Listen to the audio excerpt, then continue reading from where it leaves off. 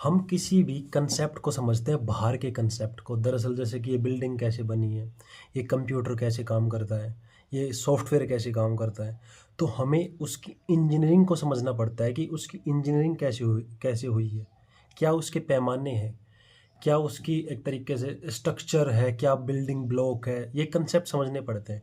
तो हम उसको मतलब एक तरीके से उसकी इंजीनियरिंग को समझते हैं, ठीक है। लेकिन जब बात हमारे थॉट, हमारे विचार, हमारी इमेजिनेशन, हमारी कल्पनाओं की आती हैं, तो हम कैसे समझते हैं? तो इसके लिए दरअसल एक सिस्टमेटिक जो वे है पढ़ाई है, वो साइकोलॉजी है। और भी कंसेप्ट है दुनिया में, लेकिन काफ़ी जो एक तरीके से मेन स्ट्रीम में है, वो साइकोलॉजी है, ठीक है।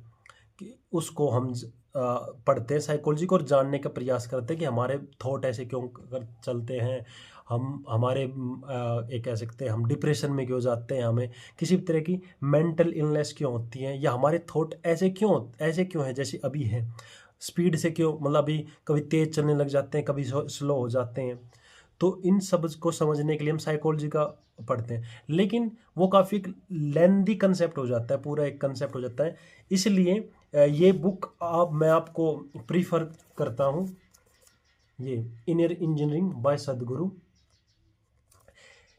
इसमें जो हमारे थॉट है, जो हमारे अंदर हमारे विचार हैं, हमारी कल्पनाएं हैं, उनकी इंजीनियरिंग, उन वे पहली बात तो कैसे कहाँ से आते हैं, और हम किसी थॉट से कितने स्ट्रांगली चिपक जाते हैं, किसी थॉट पे हम ध्यान नहीं देते, ये सब कैसे काम करता है। इसके लिए इन्होंने इनर इंजीनियरिंग बुक लिखी है कि हमारे अंदर के इंजीनियरिंग को समझें कि अंदर के क्या बिल्डिंग ब्लॉक है, क्या चीज़ें हैं।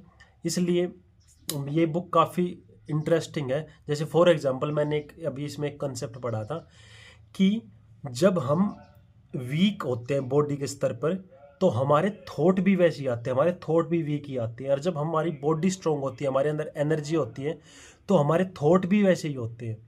ऐसा क्यों होता है? क्या ये आपस में जुड़े हैं? जुड़े हुए तो हैं। किस स्तर पे जुड़े हुए हैं?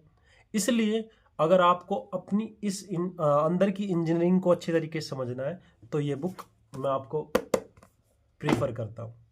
Thank you.